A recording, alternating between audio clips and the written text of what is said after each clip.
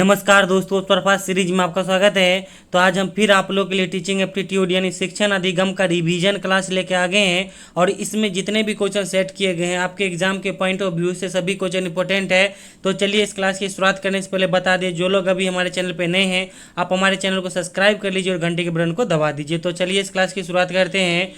तो पहला क्वेश्चन है कि शिक्षण कौशल में अधिगम का क्या अर्थ है। तो ऑप्शन में सीखना, सिखाने वाला, पढ़ना, शिक्षण कौशल।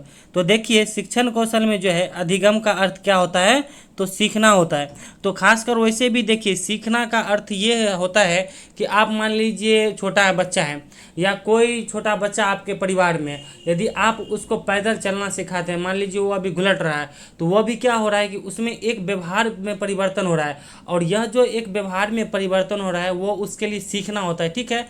या किसी विद्यालय में अगर बात किया जाए, अगर किसी विद्यालय में बच्चा अगर किसी शिक्षक से मान लीजिए शिक्षण कौशल के तहत यदि कुछ सीखता है तो वह भी जो है सीखना कहलाता है। यह भी जो है अधिगम का ही पार्ट है, ठीक है। तो इसीलिए जो है अधिगम का अर्थ होता है सीखना। और अधिगम का शाब्दिक अर्थ पूछे तो उसका अर्थ होता है व्यवहार में परिवर्तन। यानी जब लंबे समय के लिए लोग कुछ सीखता है, जैसे मान लीजिए आप तैरना सीख गए, ठीक है, तब वो क्या होता है व्यवहार में परिवर्तन होता है। यानी आप कभी जब पानी में दोबारा हेलेंगे तो आप डूब नहीं सकते हैं, तो वो होता है आपके व्यवहार में परिवर्तन। तो अधिगम का अर्थ क्या होता है, सीखना। उसके बाद देखिए सिखाने वाला कौन होता है, तो अधिगम कर्ता का अर्थ होता है सिखाने वाला। चाहे आप अपने माता पिता से कुछ सीखते हैं, विद्यालय में शिक्षक से कुछ सीखते हैं, या समाज में किसी व्यक्ति से कुछ सीखते हैं, तो वह आपके लिए क्या हो गया, अधिगम कर्ता हो गया। अब चलिए अगला क्वेश्चन देखते हैं।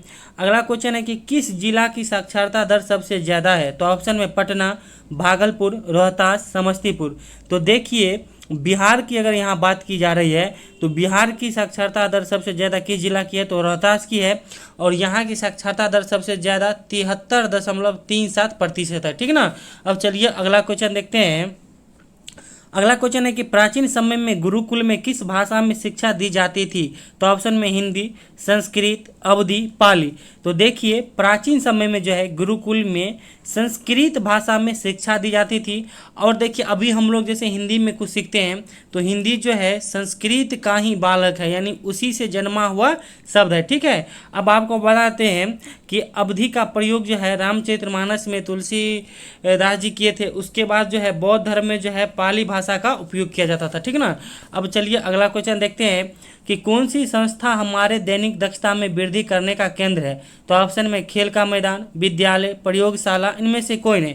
तो देखिए दैनिक दक्षता में वृद्धि कौन करता है, तो विद्यालय करता है। और यह आपका रिवीजन क्लास है, इससे पहले भी हम कई सेट में यह क्वेश्चन दे दिए हैं, तो इसीलिए यह सभी क्वेश्चन आपकी जुबान पे होना चाहिए, ठीक ना। तो क्योंकि देखिए माता पिता जो है अपने बच्चों के दैनिक विकास को बढ़ावा देने के लिए अपने बच्चों को कहाँ भेजते हैं, तो विद्यालय भेजते हैं, ठीक ना। और चलिए अगला क्वेश्चन देखते हैं। अगला क्वेश्चन है कि छात्रों के चरित्र का निर्माण करना किसका उत्तरदायित्व है। तो ऑप्शन में राज्य सरकार का, अध्यापकों का, समाज का, परिवार का। तो देखिए छात्रों के चरित्र का निर्माण किसके द्वारा किया जाता है, तो अध्यापकों के द्वारा किया जाता है। क्योंकि उनके चरित्र निर्माण में सबसे ज़्यादा योगदान शिक्षक का ही होता है। क्योंकि जब बच्चा मान लीजिए शिशुअवस्था के बाद बाल्यावस्था से अगर विद्यालय जाना शुरू कर देता है तो वो प्रौढ़ावस्था तक, यानी जब 19 साल शुरू होता है या उसके बीच तक जितने भी पढ़ाई करते हैं तो उनके व्यक्तित्व में परिवर्तन किसके द्वारा किया जाता है, तो विद्यालय के द्वारा ही किया जाता है, ठीक ना। अब चलिए अगला क्वेश्चन देखते हैं। अगला क्वेश्चन है कि भारत के पहले शिक्षा मंत्री कौन थे। तो ऑप्शन है महात्मा गांधी, अब्दुल कलाम आज़ाद, धर्मेंद्र प्रधान, विजय कुमार चौधरी। तो देखिए भारत के पहले शिक्षा मंत्री कौन थे, तो अब्दुल कलाम आज़ाद थे। अब यहाँ सभी ऑप्शन को देख लेते हैं। तो देखिए शिक्षा में जो है बुनियादी शिक्षा की बात किसने कही थी, तो महात्मा गांधी ने कही थी। और धर्मेंद्र प्रधान जो है वर्तमान में भारत के शिक्षा मंत्री है। और विजय कुमार चौधरी जो है हमारे बिहार के शिक्षा मंत्री है। और हम देखिए कई स्टूडेंट को पूछे भी थे, कमेंट बॉक्स में बहुत सारे स्टूडेंट गलत जवाब दिए थे, यानी बिहार के शिक्षा मंत्री धर्मेंद्र प्रधान को बोले थे। तो ये बिल्कुल गलत है, आप लोग सही से इसे नोट कर लीजिएगा और याद भी कर लीजिए। क्योंकि देखिए आसान क्वेश्चन बहुत कंफ्यूज करता है और आसान क्वेश्चन आप लोग से एग्जाम में गलत नहीं होना चाहिए, ठीक है। क्योंकि आसान क्वेश्चन सभी स्टूडेंट बनाता है। देखिए आप यदि चाहते हैं कि आपको गवर्नमेंट कॉलेज मिले तो आसान क्वेश्चन तो सभी बनाना ही होगा। उसके बाद देखिए जो टफ 2 4 10 क्वेश्चन होगा उसको भी बनाना होगा, तभी आपको गवर्नमेंट कॉलेज मिलेगा। और धीरे धीरे हम लेवल का क्वेश्चन भी इंक्लूड करते जाएंगे। अभी जितना भी जैसे ये मॉडरेट क्वेश्चन रहता है उसको हम क्लियर करवा रहे हैं, ठीक ना। अब चलिए अगला क्वेश्चन देखते हैं। अगला क्वेश्चन है कि कमरे की भौतिक बनावट और आकार कैसा होना चाहिए। तो ऑप्शन में अत्यधिक बड़ा, अत्यधिक छोटा, बच्चों की संख्या के अनुरूप, सामान्य आकार का। यहाँ जो है विद्यालय की कमरे की भौतिक बनावट की बात की जा रही है, ठीक है। तो देखिए विद्यालय की अगर कमरे की भौतिक बनावट की बात की जाए तो ये कैसा होना चाहिए, तो बच्चों की संख्या के अनुरूप। अब ये नहीं कि मान लीजिए 100 बच्चा है और विद्यालय में 20 बच्चा के ही लिए कक्षा बनाया गया है, यानी उसका कमरा बनाया गया, तो फिर वहाँ जो है शिक्षण कौशल सही से हो नहीं पाएगा, बच्चा सही से बैठ नहीं पाएंगे। तो इसीलिए कोई भी पुस्तकालय हो या विद्यालय भवन हो या कक्षा कक्ष का भौतिक बनावट हो, वो जो है बच्चों की संख्या के अनुरूप ही होना चाहिए, ठीक ना। अब चलिए अगला क्वेश्चन देखते हैं। अगला क्वेश्चन है कि सामान्य स्कूल व्यवस्था में शिक्षा दी जाती है। तो ऑप्शन में समर्थ बच्चों को, असमर्थ बच्चों को, समर्थ तथा असमर्थ दोनों को, इनमें से कोई नहीं। सामान्य स्कूल व्यवस्था का मतलब हो गया कि सरकारी स्कूल व्यवस्था, ठीक है। तो इसमें देखिए समर्थ तथा असमर्थ दोनों बच्चा को जो है शिक्षा दिया जाता है, या गरीब का बच्चा है या अमीर का बच्चा है, सभी को जो है मुफ्त शिक्षा प्रदान किया जाता है, ठीक ना। अब चलिए अगला क्वेश्चन देखते हैं। अगला क्वेश्चन है कि विद्यालय में उपलब्ध भौतिक संसाधनों में कौन सा शामिल नहीं है। तो ऑप्शन में कक्षा, पुस्तकालय, खेल का मैदान, शिक्षक। तो देखिए विद्यालय के भौतिक संसाधन में कौन शामिल नहीं है, तो शिक्षक नहीं है, क्योंकि शिक्षक जो है विद्यालय में मानवीय संसाधन का उदाहरण है। और देखिए कक्षा हो गया, पुस्तकालय हो गया, खेल का मैदान, यह सब जो है भौतिक संसाधन का उदाहरण है, ठीक ना। अब अगला क्वेश्चन है कि बाल्यावस्था की अवधि होती है। तो ऑप्शन में 0 से 6 वर्ष, 6 से 12 वर्ष, 12 से 18 वर्ष, इनमें से कोई नहीं। तो देखिए बाल्य अवस्था की अवधि कितनी होती है, तो 6 से लेकर 12 वर्ष तक होती है, ठीक है। और शैशवावस्था की अवधि होती है 0 से 6 वर्ष तक, और किशोरावस्था की अवधि होती है 12 से लेकर 18 वर्ष तक। अब चलिए आगे बढ़ने से पहले बता दें कि हम आप लोग के लिए बिहार बीएड का जो है स्पेशल नोट्स तैयार किए हुए हैं। तो आप जो भी लोग अपने तैयारी को बेहतर बनाने के लिए ये नोट्स लेना चाहते हैं, आप इस मेरा नंबर पे 70 50 38 71 42 छोटा सा जो है पेमेंट करके मात्र 99 रुपया आप सभी नोट्स ले सकते हैं, और पूरा अनलिमिटेड नोट्स दिया जाएगा। कोई ये नहीं है कि आप 99 दे रहे हैं तो सिर्फ सीमित, और आपको नोट्स अच्छा नहीं लगे तो फिर आपका पैसा भी रिटर्न का यहाँ व्यवस्था है, ठीक ना। तो चलिए अब अगला क्वेश्चन देखते हैं। अगला क्वेश्चन है कि कोठारी आयोग शिक्षा पर कितने प्रतिशत वित्त प्रबंधन की बात कही। तो ऑप्शन में 5%, 6%, 7%, इनमें से कोई नहीं। तो देखिए कोठारी आयोग की नियुक्ति जो 1964 में हुआ था डॉक्टर दौलत राम कोठारी की अध्यक्षता में, और इन आयोग ने जो है अपने प्रतिवेदन में कहा था कि शिक्षा को यदि सुधारना है तो जितना भी भारत का बजट होता है उसका जो है 6%, ठीक है, कितना 6% जो है शिक्षा पे खर्च किया जाए, ठीक ना। अब चलिए अगला क्वेश्चन देखते हैं। अगला क्वेश्चन है कि विद्यालय का हृदय किसे कहा जाता है। तो ऑप्शन में कार्यसूची, कक्षा कक्ष, पुस्तकालय, खेल का मैदान। तो देखिए विद्यालय का हृदय जो है पुस्तकालय को कहा जाता है, क्योंकि देखिए पुस्तकालय में बहुत सारे मैगजीन, पुस्तक, न्यूज़पेपर या पेंटिंग, बहुत सारे चीज़ रखे रहते हैं, यानी स्टूडेंट को नॉलेज बढ़ाने के लिए, और यहाँ जो है उनको फ्री में उपलब्ध कराया जाता है, ठीक है। तो इसीलिए विद्यालय का हृदय जो है पुस्तकालय को कहा जाता है। अब अगला क्वेश्चन है कि स्कूल परिसर से जल की निकासी क्यों आवश्यक है। तो ऑप्शन में पानी का जमाव ना हो, बीमारियां ना फैले, साफ सफाई रहे, उपरोक्त सभी। तो देखिए स्कूल परिसर से जो है जल की निकासी क्यों आवश्यक है, तो उपरोक्त सभी, यानी जो है पानी का जमाव भी ना हो, बीमारियां भी ना फैले और साफ सफाई भी रहे, इस सभी को ध्यान में रखते हुए यानी आपको स्कूल परिसर से जल की निकासी आवश्यक है, ठीक ना। अब चलिए अगला क्वेश्चन देखते हैं। अगला क्वेश्चन है कि मिड डे मील योजना की शुरुआत कब हुई। तो ऑप्शन में 1994, 1995, 1996, 1997।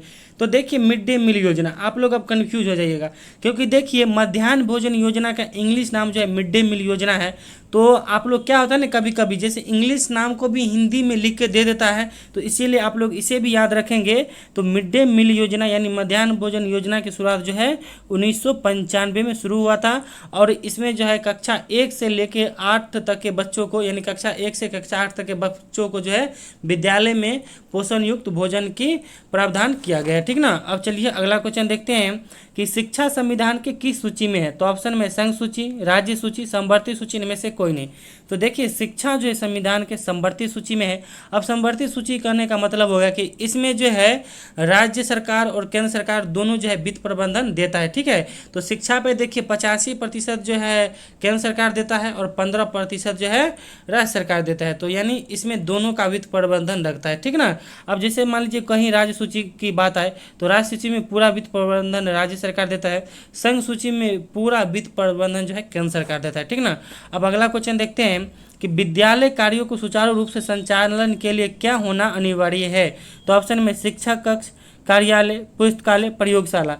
तो देखिए किसी भी कार्य को, किसी भी ऑफिस को, किसी भी कंपनी को संचालन के लिए उनका एक ऑफिस का जरूरी होता है। ऑफिस का हिंदी होता है कार्यालय, ठीक है। तो विद्यालय में भी एक ऑफिस होता है यानी कार्यालय होता है। तो विद्यालय कार्यों को सुचारू रूप से संचालन के लिए किसकी आवश्यकता होती है या किसका अनिवार्य होना आवश्यक है, तो कार्यालय का होना आवश्यक है। और कार्यालय का प्रधान कौन होता है, तो प्रधानाध्यापक होता है। अब अगला क्वेश्चन है कि विद्यालय में शौचालय की आवश्यकता क्यों होती है। तो ऑप्शन में सुंदरता के लिए, स्वच्छता के लिए, जागरूकता के लिए, मल मूत्र त्याग करने हेतु। तो देखिए विद्यालय में जो है शौचालय की आवश्यकता क्यों होती है, तो मल मूत्र त्याग करने हेतु होती है। और कभी कभी यह देखा जाता है कि जिस भी विद्यालय में जो है शौचालय नहीं रहता है उस विद्यालय में लड़कियां जो है विद्यालय छोड़ देती है, ठीक है। अब चलिए अगला क्वेश्चन देखते हैं। अगला क्वेश्चन है कि विद्यालय भवन में किसको शामिल किया जाता है, ठीक है। यहाँ टाइपिंग मिस्टेक है, यहाँ आप शामिल कर लीजिएगा। विद्यालय भवन में किसको शामिल किया जाता है, तो ऑप्शन में छात्रावास भवन, प्रयोगशाला, श्यामपट्ट, उपरोक्त सभी। तो देखिए विद्यालय भवन में उपरोक्त सभी को शामिल किया जाता है, यानी छात्रावास भवन भी रहता है, प्रयोगशालाएं भी रहती है और श्यामपट्ट भी रहता है, ठीक ना। अब चलिए अगला क्वेश्चन देखते हैं। और आगे बढ़ने से पहले बता दें कि देखिए जिन लोगों को अगर मान लीजिए 20 में 19, 18, 17 तक भी आता है तो आप लोग का जो है तैयारी बेहतर है। और आप लोग को जितना भी मार्क आता है 20 में आप लोग हमें कमेंट करके जरूर बताइएगा, ठीक ना। अब अगला क्वेश्चन है कि विद्यालय में यौन शोषण किसके द्वारा होता है। तो ऑप्शन में परिचित छात्र के द्वारा, प्रेमी या प्रेमिका द्वारा, शिक्षक, कोच या अन्य के द्वारा, उपयुक्त सभी के द्वारा। तो देखिए विद्यालय में जो है यौन शोषण खासकर लड़कियों के साथ उपयुक्त सभी के द्वारा होता है। अब देखिए परिचित छात्र के द्वारा कैसे होता है, तो मान लीजिए कोई लड़का जान पहचान का है, किसी लड़की का विद्यालय में कोई काम कर दिया, उसके उपकार के बदले जो है क्या सेक्सुअल फेवर मांगता है या गलत तरीका से शारीरिक टच करता है, तो यह भी जो है परिचित के द्वारा यौन शोषण होता है विद्यालय में। उसके बाद देखिए प्रेमी या प्रेमिका के द्वारा यौन शोषण होता है। अब ये कैसे होता है, तो देखिए जब बच्चा जो विद्यालय में किशोरावस्था में रहता है तब क्या होता है कि उनमें जो है बहुत सारे लैंगिक हार्मोन का स्राव होता है।